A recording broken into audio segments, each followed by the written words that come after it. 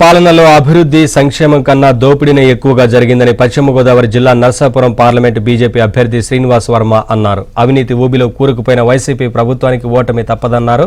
Narsapuram Janasena assembly అభ్యర్థి బొమ్మిడి నాయకర్తో కలిసి మొగల్తూరు మండలం కాళీపట్నం నుంచి నర్సాపురం పట్టణం వరకు రోడ్ షో నిర్వహించారు.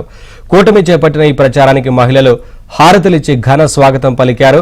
కూటమి అభ్యర్థులను గెలిపించాలని ఆయన విజ్ఞప్తి చేశారు. నర్సాపురం అసెంబ్లీలో శాసనసభ అభ్యర్థి మిత్రులు బొమ్మిడి నాయకర్ గారి నాయకత్వంలో తెలుగుదేశం, జనసేన, బీజేపీ నాయకులు ఎవరైతే ఉన్నారో ప్రచారం నిర్వహించడం జరుగుతుంది. ఒక అపూర్వమైనటువంటి స్పందన కనపడతాం.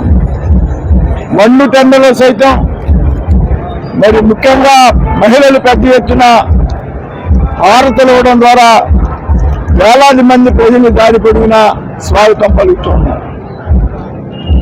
ఏదైతే ప్రభుత్వం మీద వ్యతిరేకత అనుకున్న దానికంటే ఎక్కువగా ఉన్నది అనేటువంటి విషయం స్పష్టమవుతాం.